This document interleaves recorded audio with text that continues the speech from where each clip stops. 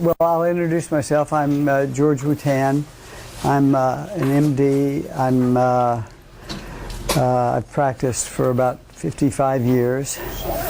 I'm 82 years old, and when I say I'm 82 years old, you all are supposed to say, no way. Okay, so we'll try it again. So I'm Dr. Wootan. I'm 82 years old. Okay, that's good. Okay. And I've been interested in functional medicine for about 37 years now. And I really like it because it's a way to get people well and not just keep dispensing drugs and better outcome. So we're going to talk about the different types of fasting. The first one is time-restricted fasting. And this means that you eat your food within a given period of time. And there are different feelings about what is the right one, but most people are now agreeing that it's somewhere that your feeding period should be somewhere between 8 and 10 hours. And the reading I've done, I've settled on 8 hours. And so that would mean that, it's movable. It doesn't have to be exactly fixed, but you would pick the time when you're going to have your first bite of food in the morning. That's when your feeding starts. If it's a cup of coffee, whatever you put in your mouth besides water is considered food, and so that starts your feeding period, and then you're going to stop. In my practice, what I try to do is to get people to start around 11, then you can finish about 7. If you need to move it up an hour, back an hour, that's okay. And if you know that you're going to be going out to a social event and you're going to be eating later, that's okay. Just start later in the morning, and you'll be okay. And these are some of the things that does for you. Decreases your insulin. And the main thing that we think that this does is it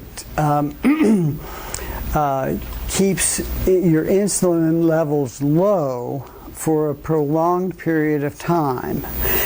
And then that has a lot of effects because insulin is very pro-inflammatory. And as you hear, doctors are using the word inflammation all the time. And it is the basis of most of the chronic illnesses that we're seeing today. And it decreases, so the beta cell function, that's your pancreas, so it decreases that, drops your blood pressure. Oxidative stress is where you're creating free radicals, and so it decreases that. And it does help with your appetite. And these are 2 mice that were fed the same number of calories. One was allowed to eat whenever they wanted to throughout the 24-hour period, and the other one had an 8-hour time-restricted feeding. And you can see the difference in the, it was, look at the difference in the weight, 18 grams compared to 4 grams. So it really, and we don't understand all of the reasons why that is, but it is significant. This is now, has been done in several animal types and has now been duplicated in humans. So a lot of times, depending on what else you have wrong with you, just changing that one thing can make a huge difference in your health. Intermittent fasting This can mean quite a few different things, but it's you can, like Lucretia and I are finishing up a 5-day fast today, and so that's one way I do it. I try to do it once a month. You can do it, every quarter. You can do it twice a year. There's Is that 100% fast? Nothing at all but water? Nothing but water, yeah. Then there's the 5-2. That was a popular diet where you ate for 5 days and you had 2 days where you fasted. And even on those 2 days, they allowed you like 500 calories or so. This is a calendar of someone who sort of alternated when they did it. So it means a lot of things, but basically it's having a period of time on a regular basis that you fast. A prolonged fast is when you do a long fast. The longest fast that anybody's ever done, 378 days. Whoa, over a year.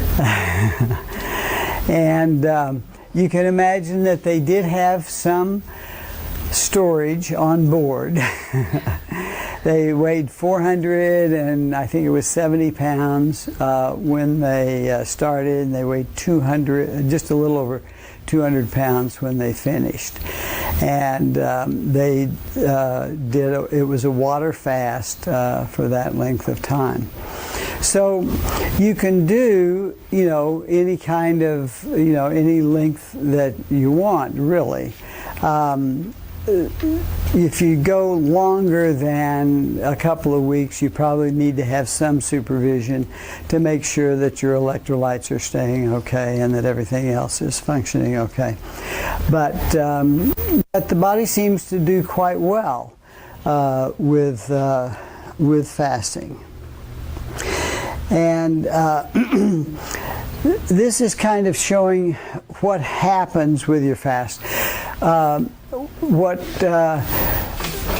Most people think, if I don't eat within 2 hours, I'm going to die. And there have been recorded cases of people who were caught in a situation where they couldn't eat, and after 3 days they died. Now there's no reason for that, because you've certainly got the ability to convert a lot of different parts of your body into energy. And so your blood sugar will last for 0 to 4 hours.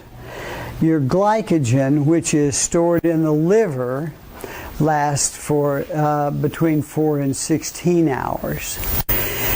And 16 hours, they're beginning to shorten that and think that really the glycogen is pretty well gone before 16 hours, but around 16 hours. So you can see you have a 16-hour window every day when you're not eating. You're using up all of your blood sugar and you're using up the glycogen. And so once you've done that, then you're going to start burning fat. And for most of us, that's what we want to do, is to burn the fat. And so you'll start then metabolize your fat. So if you're going to do the 8 and 16, when would be the time to exercise? Hour 16, right? That would be the best time, because now you've used up all the easy stuff, and if you exercise and the body says, look, we need more energy, then it's going to go to your fat cells and start burning them. Then from this time on, you're starting to metabolize muscle and fat. And you are going to metabolize some muscle, but the studies have now shown that muscle, once you stop, fasting and start eating regularly, that muscle is replaced very quickly, because the body knows that that was essential, and it'll go back and replace it very quickly. And then when you get, if you continue to fast, then if you don't have enough fat cells, then you begin to metabolize your heart, your brain, other organs. But as long as you have fat, then you're okay. Because you've seen up to here, you're doing glucose. From here on, the fat creates ketone bodies. And ketone bodies are a very good source. The brain actually seems to prefer ketone bodies, and you may have read some of the work about people who have seizure disorders. They do very much better on a ketosis type of a diet, because the brain seems to prefer ketones and works better on it. So this is, I'm sorry you can't see the numbers down here. I didn't pick that up.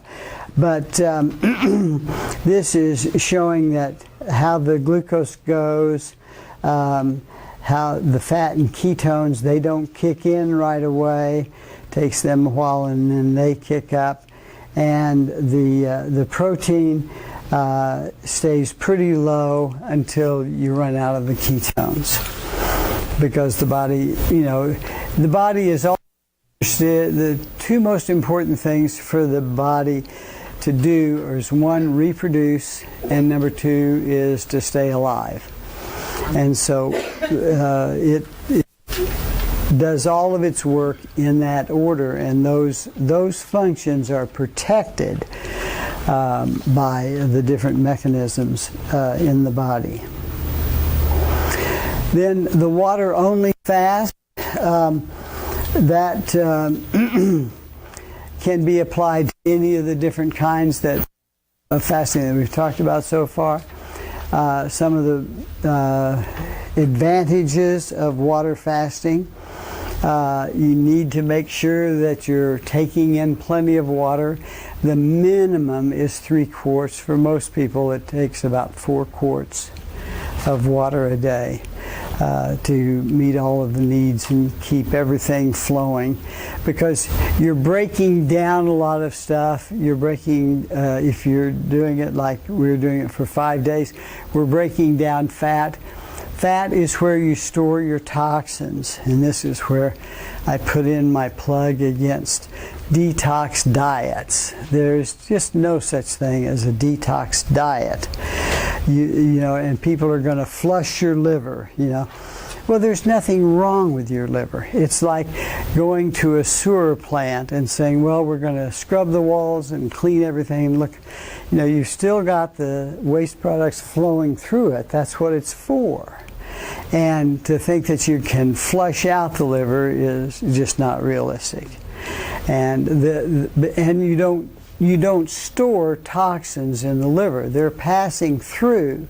They're being attached to other molecules, which will determine whether they're going to go out through the bile or they're going to go out through the bloodstream to the kidney and be eliminated by the kidney. So that the idea that you can flush out the liver is just not true. If you want to do something for the liver, what you do is you can take milk thistle to help it and that helps the liver cells to be functional and work the way they're supposed to work. Then we know of 12 different detoxification pathways through the liver. We know what they each one require, and it's vitamins, minerals, and proteins. And there is actually a test that you can do to test each one of the pathways.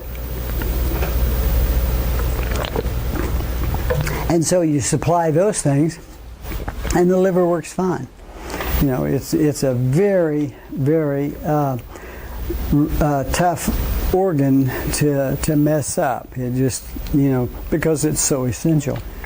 That's why you want to make sure you drink plenty of water, you're taking your multivitamins, and then the toxins will be eliminated the way they're supposed to be.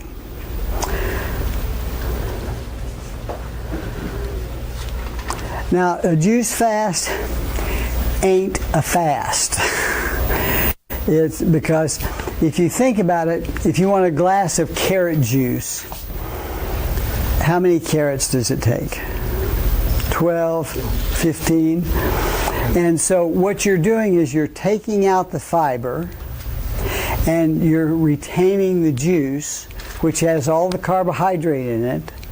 So now you've got something that's worse than a Coke, because it will have more grams of carbohydrate in it than the Coke will. And so you're shooting your insulin level way up, which is just exactly what you don't want to do.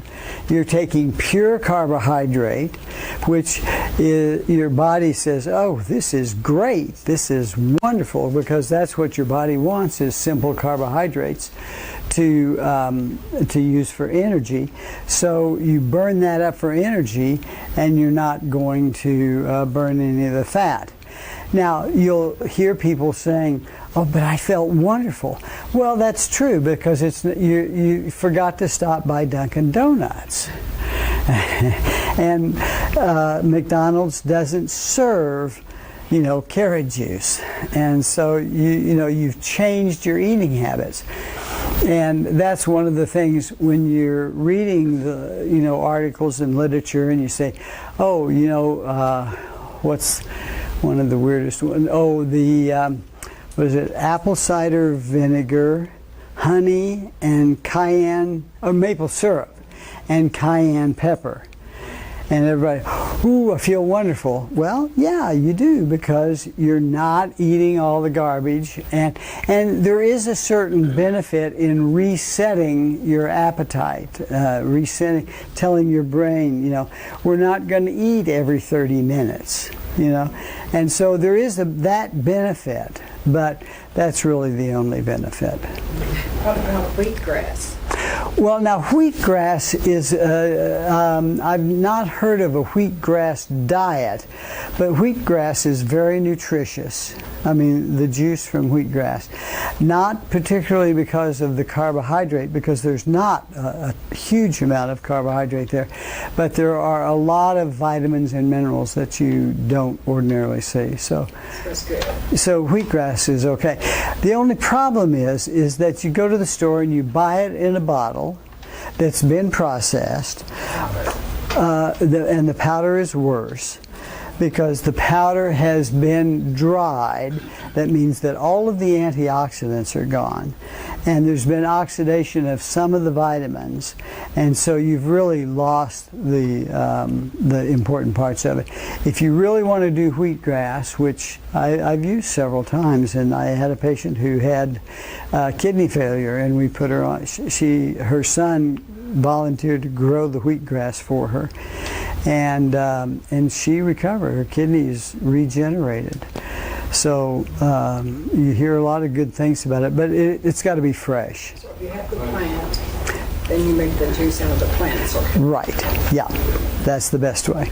And so the goal of the fast is to decrease insulin. The goal of the fast is to decrease insulin. Insulin, while it is our friend, it's essential. It does so much damage if it's there in excess. If you use the right amount to get the right amount of carbohydrate into the cell, then you're doing okay. But what happens is on every cell there is a receptor site, and that receptor site is what lets in sugar. And in order for it to open up, insulin has to attach there, and then it opens the portal, the sugar can go in. Now, sugar in the right amount is wonderful. If you have excess sugar inside the cell, it will kill the cell. It's toxic. And because if you think about it, Does bacteria grow on honey? Yes. No. No. Why? It is so dry, the osmotic pressure is so great that it sucks the juice right out of the bacteria and they die. You'll never see bacteria or mold growing on pure honey. Now, some of the you buy in the store that's been processed and diluted and everything, yes. But in real honey, it'll last, forever. So you get the insulin there. The door's open, sugar pours in, too much comes in, and it says, "Whoa, wait, that's too much. Close the door." Well, now the insulin comes back and tries to open the door, and it can't because the cell has said no. And so, but because if you don't get enough sugar into the cell, it's going to die also. And so it sends out a signal saying, we got a problem here, and so the pancreas sends up 2 insulins, and that'll pop it open. And then you get too much sugar in there, it closes again, you get the same signal, now you get 3 insulins. So you get into this feedback cycle so that your insulin level is having to go up and up and up and up in order to open the portal so that you get some of the glucose in there. And that's then that puts a load on the pancreas.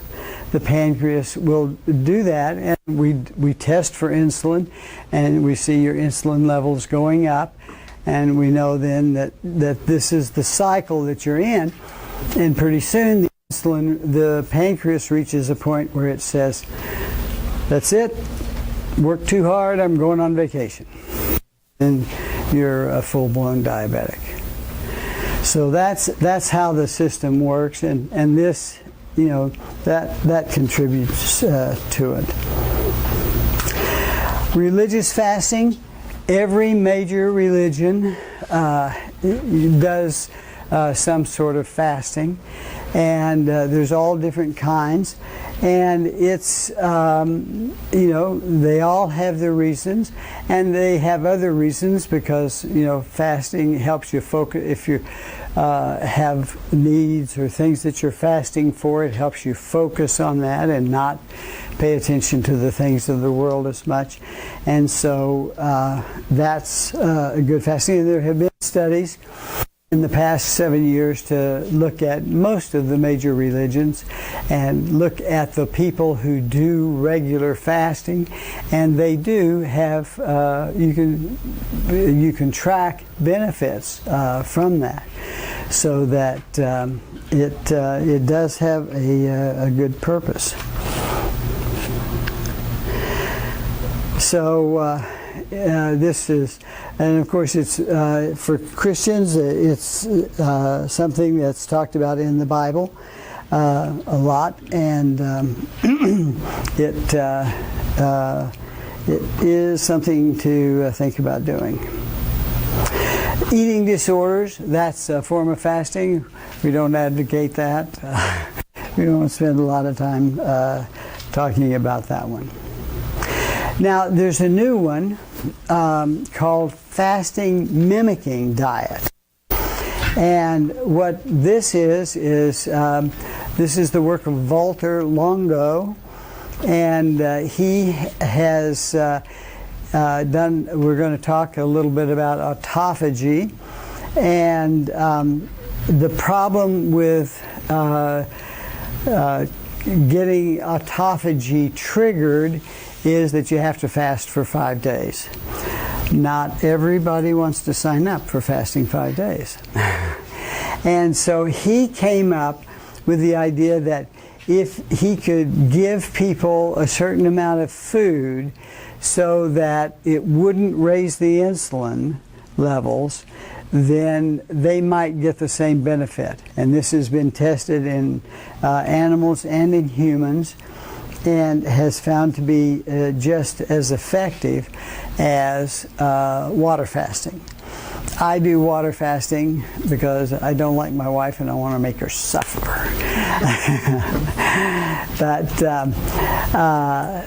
I don't know. Fasting, I've been doing this for quite a while, and I like the water fasting. We have actually done this.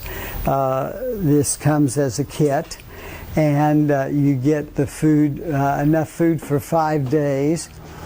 And so you get some tea each day, some a very low calorie soup, some olives. The bars are to die for. I mean, they really did a good job on the bar, especially when you're fasting. It's like gold. Then I said olives, and then they have a drink, and this is a glycerin drink, and they give you bottles, different flavored, and you mix that in, and you see I still have my my Prolon bottle. How do you feel on it? Huh? I think it was okay for me. I think Lucretia really liked it, didn't you? It made a big difference for her because she... I heard you'll feel better during the fast than you'd imagine. Yeah, I think fasting in general, I feel better. I feel more mentally clear. When I first started doing fasting, it was... The first 2 days were really bad. Now it really doesn't bother me too much. Day 5, I'm ready to, think about starting. The longest fast I've done is 12 days. It was the worst time. I'll tell you a little story. I have 11 children, and we heated our house with. You can imagine that they had that energy contained within the house, and that was really bad. And so I bought a wood stove, and the first year I bought wood that had already been cut, and I thought, well, gee, didn't have it cut, didn't split, that might use up some of the energy. So I bought a couple of chainsaws, and I got a huge load of logs, and sent them to work, and it made a huge difference. I mean, it was just incredible, because when they had to come home from school, and pretty much every day they cut wood, and then they were ready to settle down.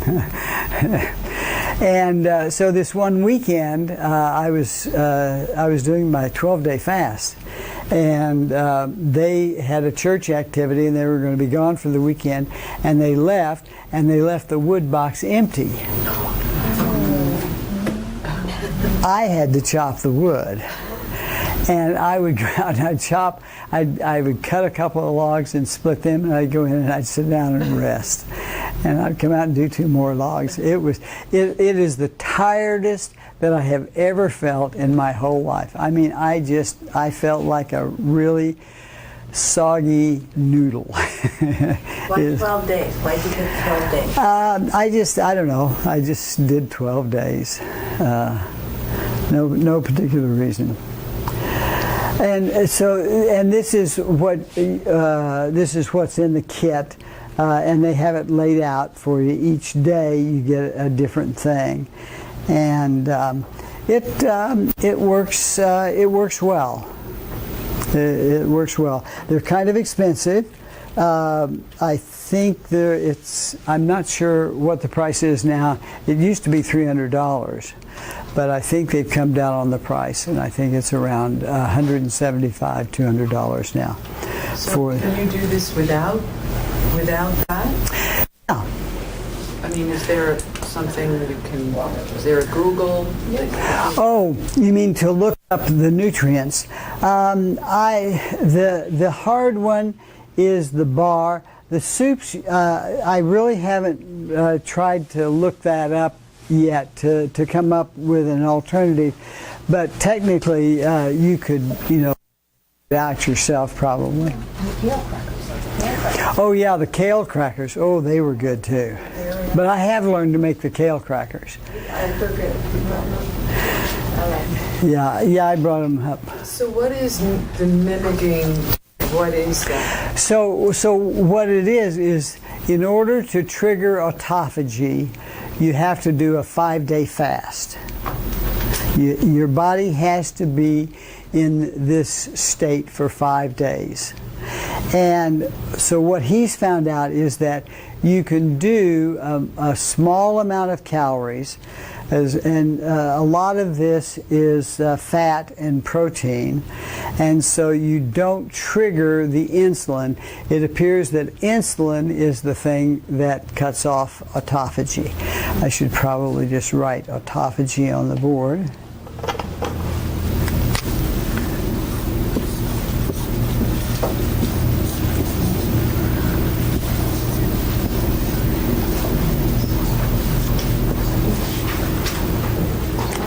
Autophagy.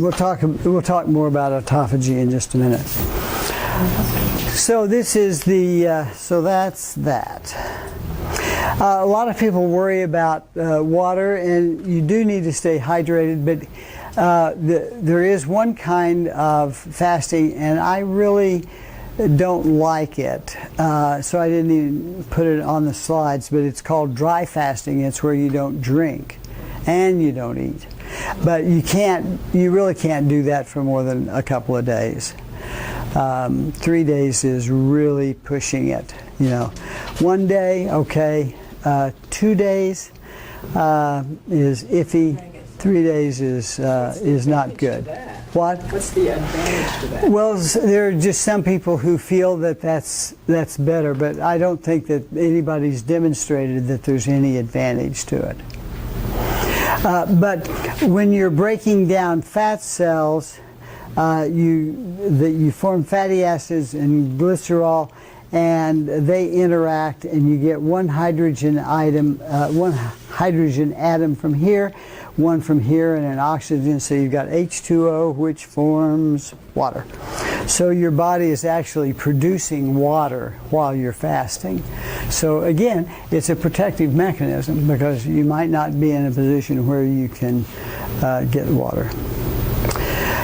This is just showing how your insulin and glucose react after you've eaten.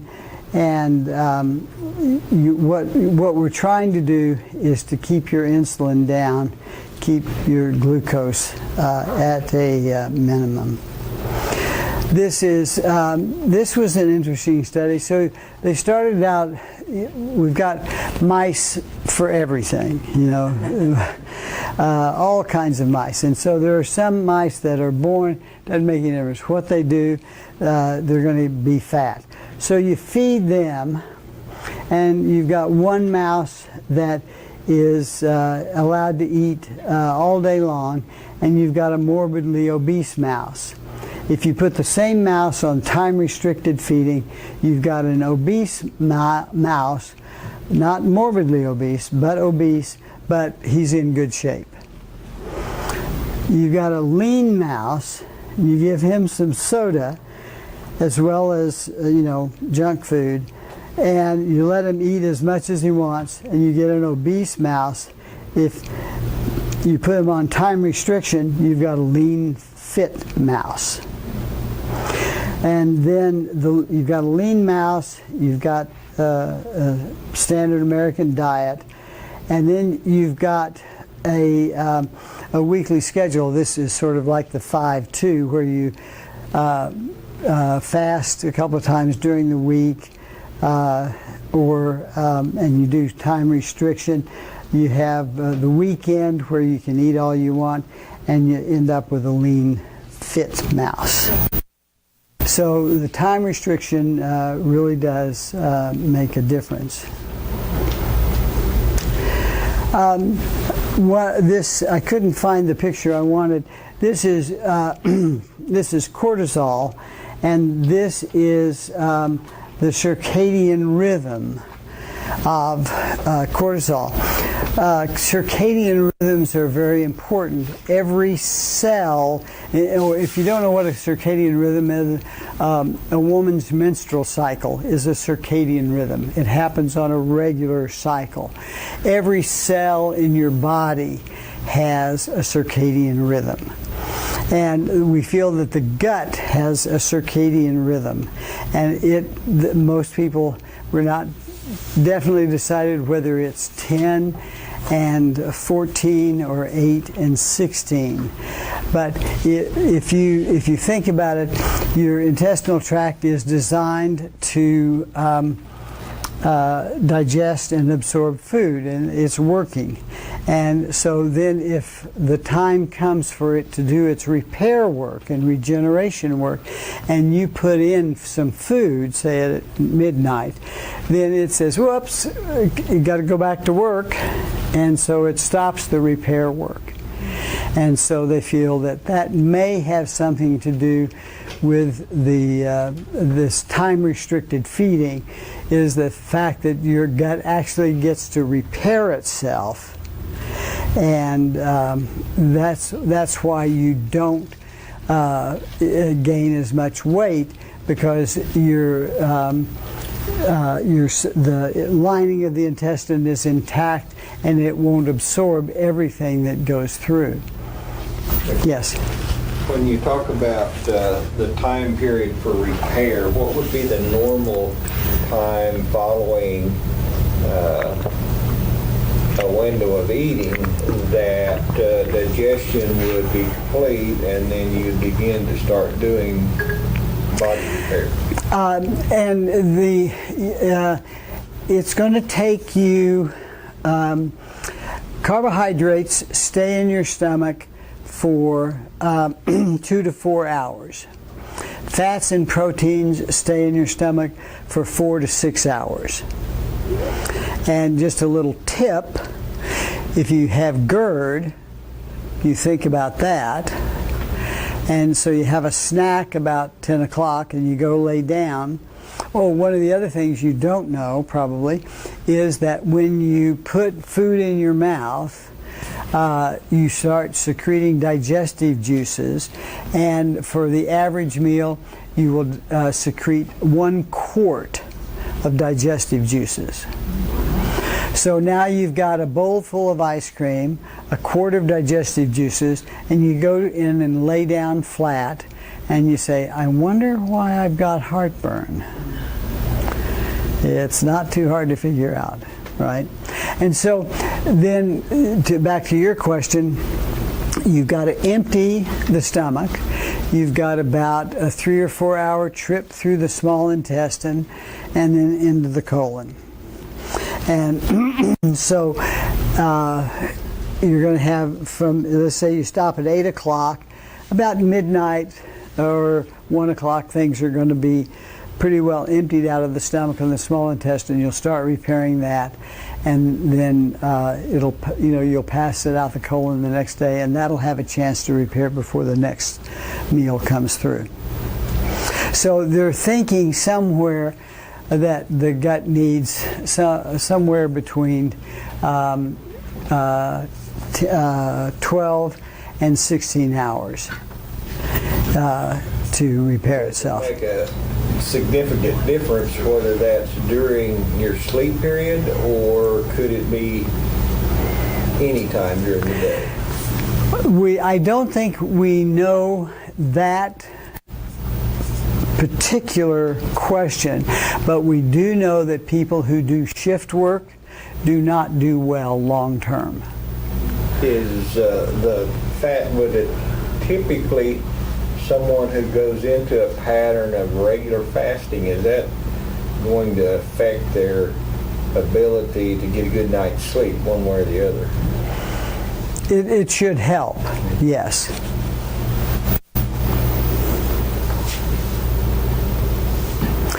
This is a scale that we use, and it's made by Omron, and it measures all of these different things. And what we use it for is when you're fasting,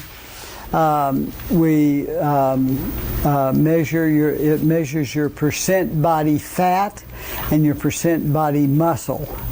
And so we can see if you're losing fat, and you're gaining muscle, then you're doing the right thing.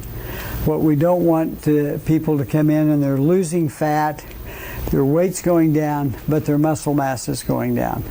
That means that you're not doing it right. So this is something we weigh people every time they come in, and we've set it up so that if people want to follow it more closely, they can come in and Nancy will just weigh them. What's that called? It's a body composition scale. And I think the Omron is probably the best. They make really good medical equipment, and it's not it's like $70. It's not really too expensive.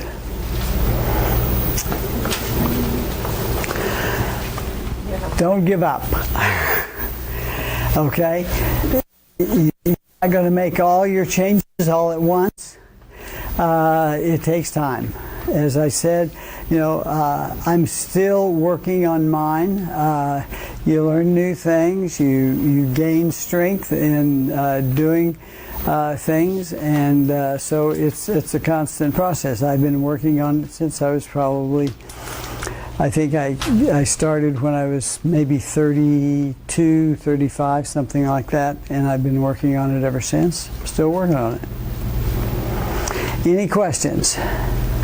Yes. Put coffee on the time when you're doing time restricted. Counts as food. It does, because almost everybody. Gets up. No, on the internet, almost everybody that I've read before, all the people that are big time into the keto and intermittent fasting, tell you can have the coffee. Yeah, if you put it into your stomach has to handle it, so that ends your fast. Now, is it, does it have other bad side effects? That's debatable. I'm not as sold on coffee as a lot of the people in the field are, but it does end your fast. I think most of the researchers say if you put anything besides water in your mouth, it ends the fast. Something about exercising before you eat in the morning. I thought, don't you need some protein or something? Nope. Or lifting weights and Nope. exercising? You'll do okay.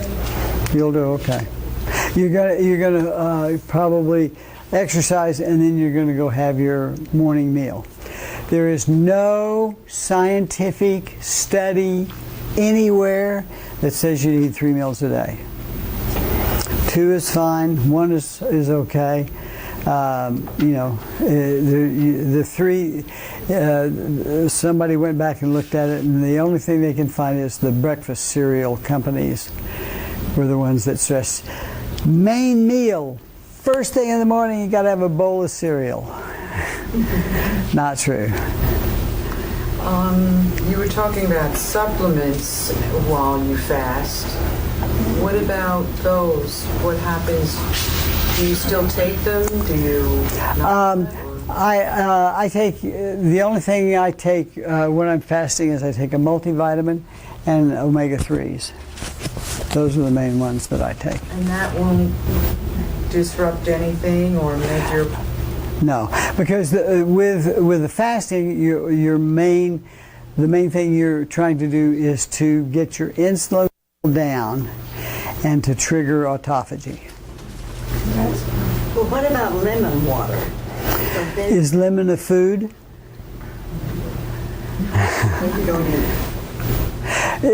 When you put lemon or vinegar or anything in the water now becomes a food.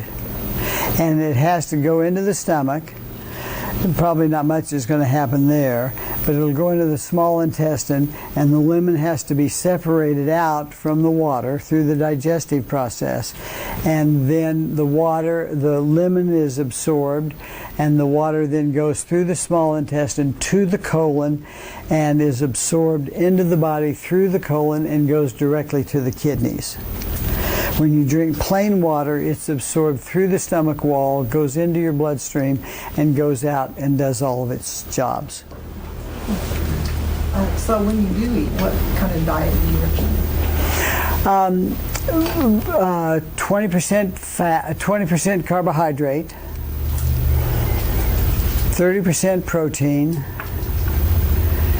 and 50% fat.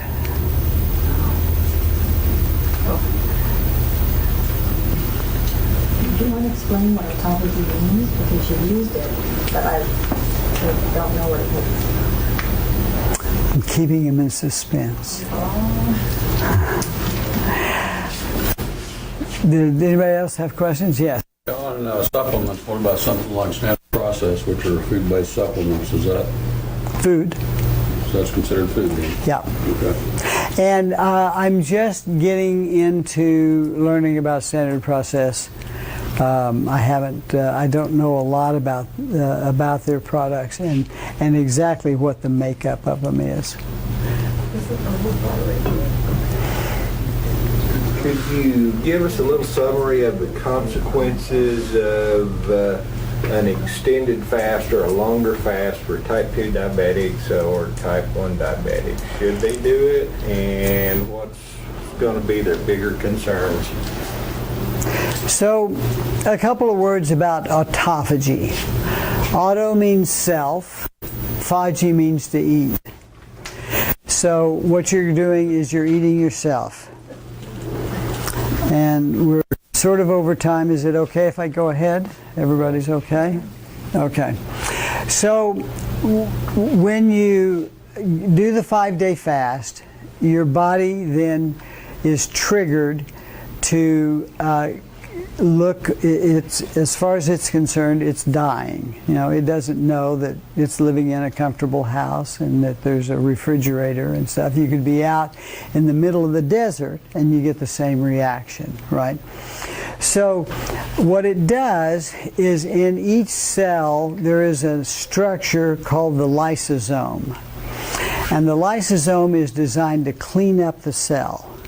But it only cleans up the cell so much, because the idea is to clean out the debris in the cell, and then it takes that stuff, puts it into a little vacuole. The vacuole is extruded out of the cell, taken back, and is burned for energy. So that if you trigger autophagy, then this lysosome is activated, and if in the case of the 5-day fast, it says, okay, we've got a serious cleanup job to do. So it looks around not for just debris, but it looks around for cells that are kind of goofing off. You may have a mitochondria that's only producing half the energy that it's supposed to. It knows that, and it goes and gets it and destroys it and sends it back for recycling. Proteins. There's something called advanced glycosylation end products, AGE. And because you have sugar in the cell and you have heat in the cell, it changes these proteins. The best example of aged proteins is toast. You take a slice of bread, you put it in the toaster and toast it, and it tastes different, doesn't it? It's kind of got a little sweet taste to it. That's glycosylation, and that's what's going on inside your cell, and those proteins then don't work. So the lysosome gobbles them up, takes them back, recycles them. So then it really does a good job at cleaning up, and it'll look at the beta cells in the pancreas that are not functioning and says they're not doing their job, eats them up. You have MS. It'll look at the myelin sheaths. They're not working right, so gobbles them up. Well, then the body says, you can't just go around destroying all this stuff. You got to do something about that. So then your body triggers your stem cells, and your stem cells will go out and replace those things that have been removed. And they've now shown that with diabetics, Parkinson's disease, MS. They will actually replace the damaged cells, and the people are well. And how long for a period? 5 days? No, longer. Yeah, it depends on the severity of the disease and how good you stick to the diet. So what you have to do, the effects of the 5-day fast, they feel. At first they felt that it just lasted a month, but now they're seeing some people where it will last for 2 or 3 months. But what you need to, the thing that cuts off autophagy is insulin. So that's why this is the diet that I recommend, because it's 20% carbohydrate, and that's going to help keep the insulin level down.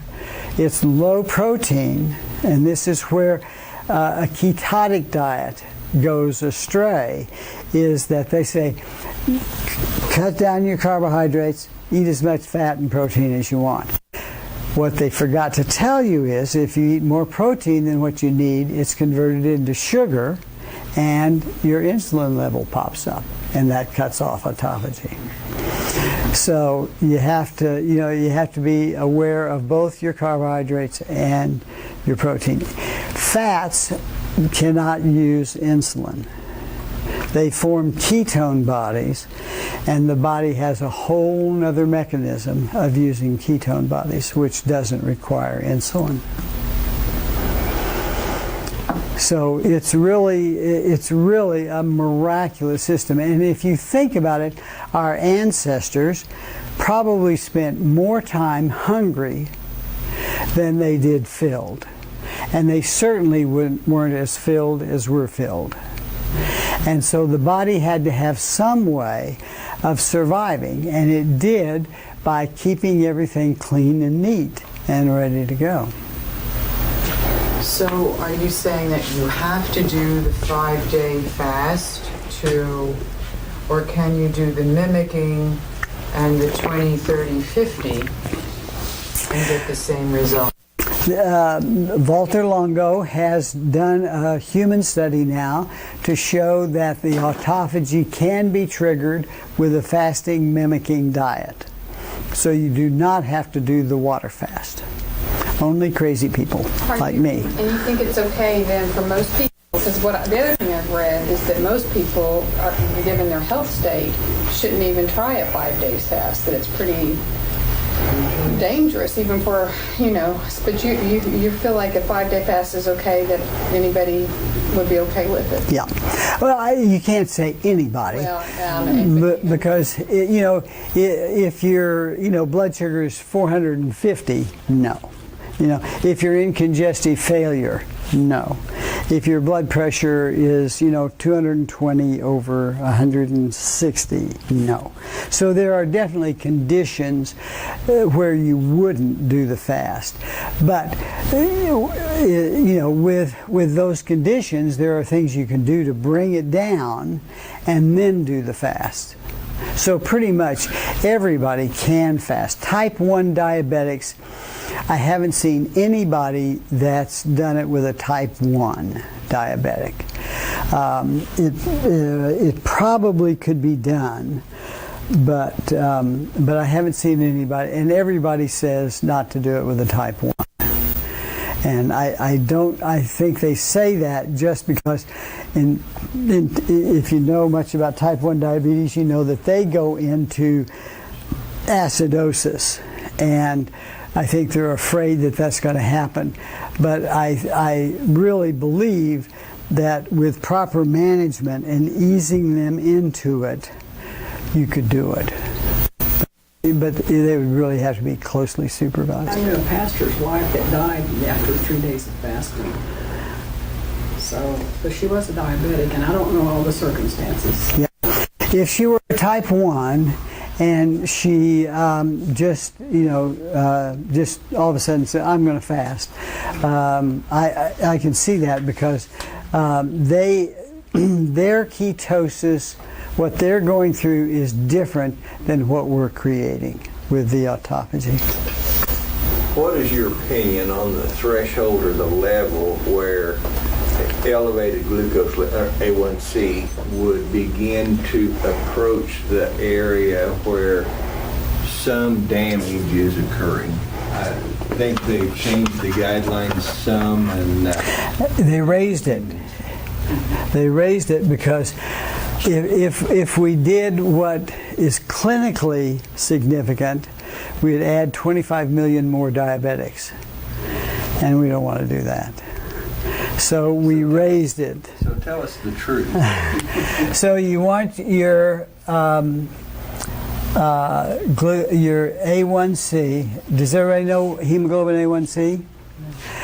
Hemoglobin A1C is when you go in and you have your blood drawn, they do your glucose level. That tells you what your blood sugar is right then. The A1C has the ability to look at your blood sugar every day for the last 4 months. And so it was really neat when it came out, because in the old days people would come in and they'd really clean up their diet, and you'd say, "Wow, your blood sugar really looks good," And then when we got the A1C, they'd come in and their glucose would look really good, and you look at their A1C and it's through the roof. No, you're not getting away with that. So 4.5 to 5.1. Now, what they're diagnosing diabetes at 6.3. The thing they forgot to tell you is when you go from 5.1 to 5.2, you've increased your chance for dementia by 10%. And so if you go to, say, 6.2, you're now at 100%. So that's the story with the A1C. And the other thing that we do is we look at your insulin level, because the insulin, everybody thinks that, oh, you're diabetic, your blood sugar is going to do a lot of damage to you. Actually, blood sugar does very little in the way of damage. It's the insulin. It's the insulin that causes neuropathy, nephropathy, and blindness. And I had someone yesterday came in. She, blood sugar was normal. Looked at her insulin level. It's high. She's already got neuropathy. She hadn't been diagnosed. And she had been to a neurologist. The neurologist said, "Well, your blood sugar's fine. It's not diabetes. You've got, idiopathic familial neuropathy." Well, she hadn't. She's a diabetic. So we talked about the dementia at this, but what's considered the pre-diabetes at this point? With the 5.1, like if it's over 5.1, are you pre-diabetic? If you're over 5.1, or your insulin level is high, then I call you pre-diabetic. What's high for insulin? What's your 9, it shouldn't be above 9. But if your blood sugar is, say, 6.3, but your insulin level, would it always be high, or could it be low? Well, it could be low. So Yeah. that's better. Well, I don't think we know that, because doctors really don't do insulin levels very often. And I don't know that we've got any studies that have looked at insulin levels. Because to really tell, what you need to do is you've heard of a glucose tolerance test. Well, when you do the glucose tolerance test, you can also do an insulin tolerance test. So you can see how your insulin is going. And if your insulin shoots way up, then you know that's a problem. If your insulin doesn't shoot up at all, then you know that your pancreas is overworking and it just can't respond. So So I don't do insulin tolerance tests very much because you can get so much information from the A1C and just fasting insulin that you know there's a problem. You know, I can tell you, yeah, you've got a problem, and it's a bad problem. You know, and sometimes I will do things, you know, just because people aren't going to do anything until they know it's really bad. Yes. Another question in terms of what are most medical practices calling? You know, what's the A1C where they're saying you're diabetic compared to the 5.1? They start at 6.3. And they'll let your blood sugar get up. They'll tell you at 100, you've got a kind of a sugar problem. You need to do something. And they won't call you a diabetic until you're 120. But by then, you're in trouble. Okay. Any other questions?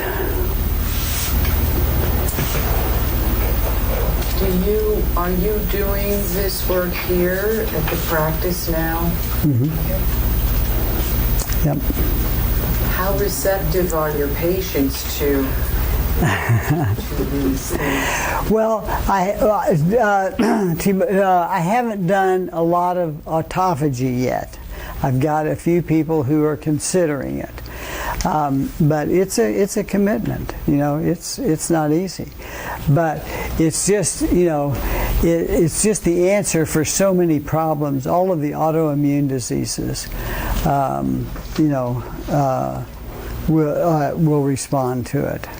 A lot of the diseases, things like hypertension, diabetes, you know, our first goal is to get the insulin level down, get their weight down, get the right muscle mass on them, and then see. And if that's not enough, and if we end up where they're insulin deficient, then we may do autophagy with them.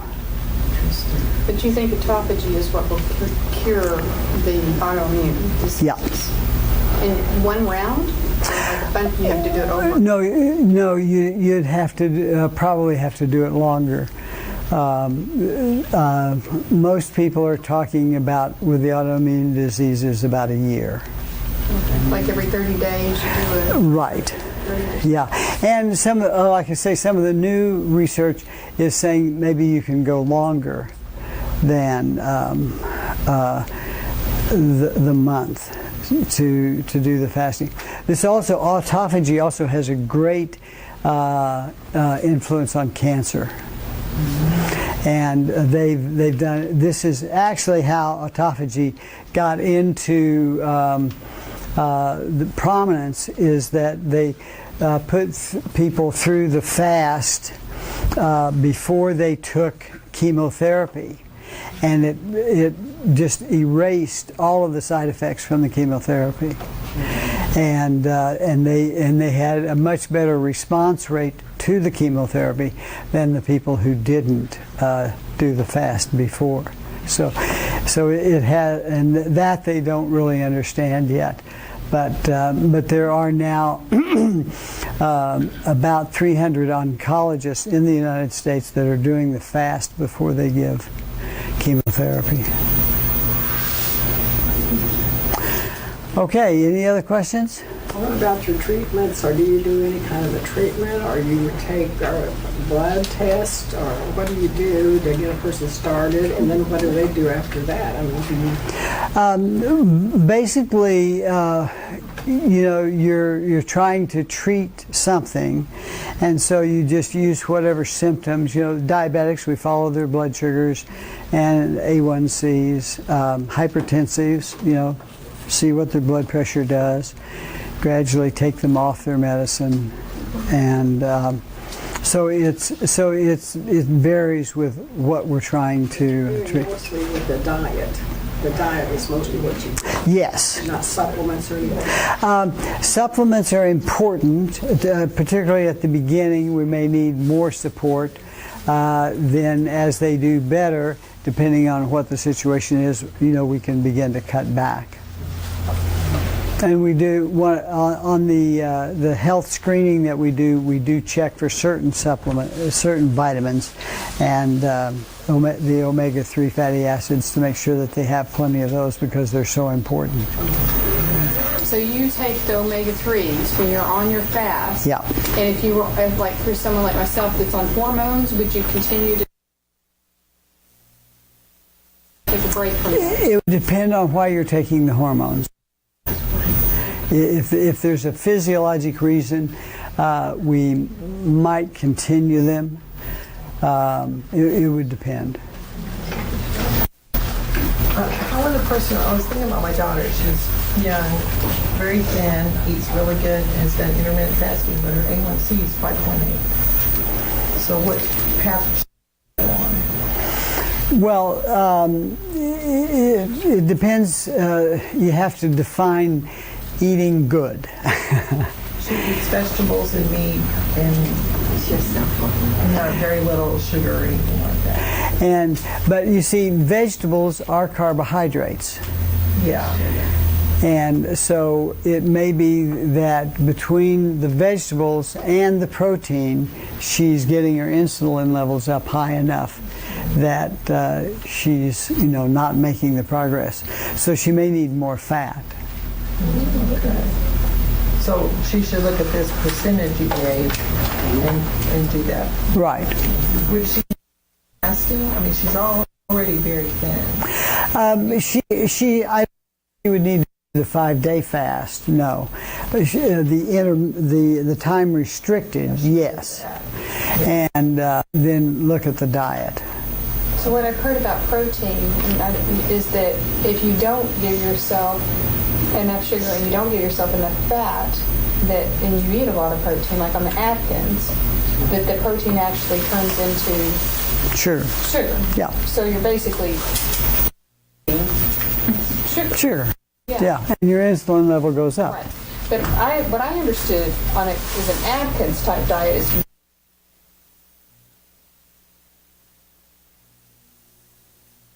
and very limited protein and very limited carbs. And within the word ketosis, there's the whole gamut. Okay. There's the Atkins group, there's the paleo group, there's the ketosis group, and they all have different formulations for the carbohydrate, fat, and protein.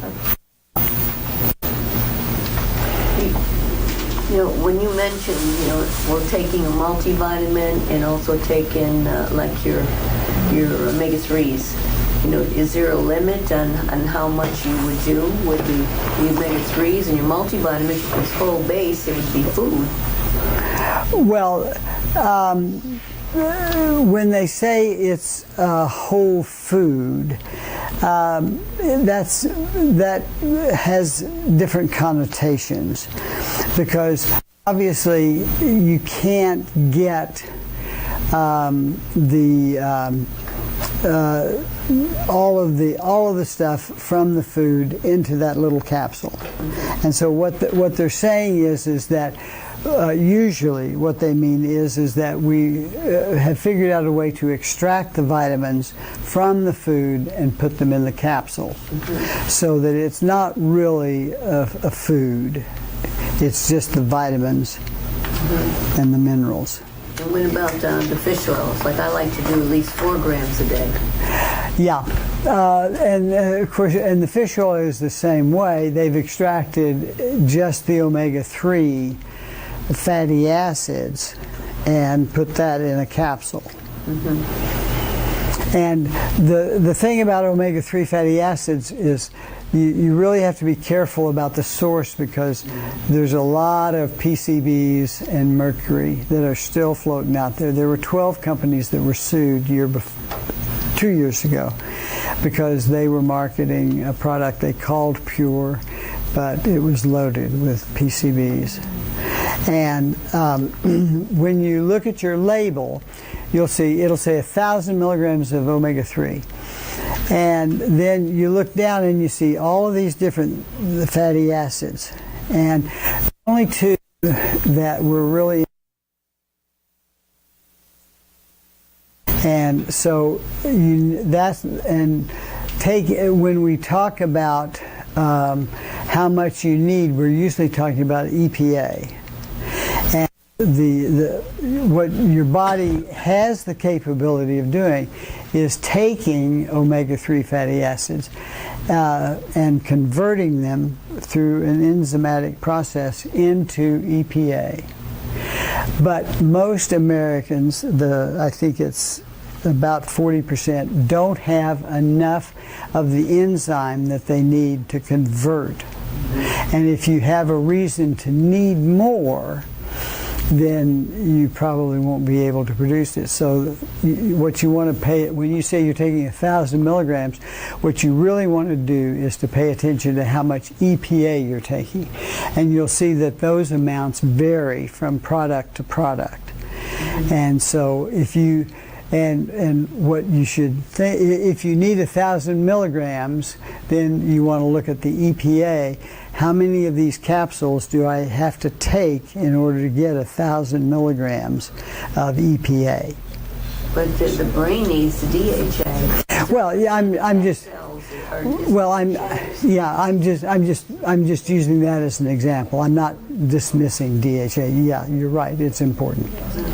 Well, there's reps that are talking about the importance of the omega-3s being a 3-to-1 ratio to the GLAs. To omega-6. Right. Yeah. Well, whatever. And that's true. You don't want to have, our diets are predominantly omega-6s, and so you want to get that ratio correct. Yeah, you're right. Okay. Yes? I just wanted to caution in terms of multivitamins, how dangerous some of the store brand ones are because of it could be more detrimental to your health than taking them because it's all the fillers and stuff in them. There was a really interesting study published about 10 years ago, and they compared their brand against store-bought brands against no vitamins.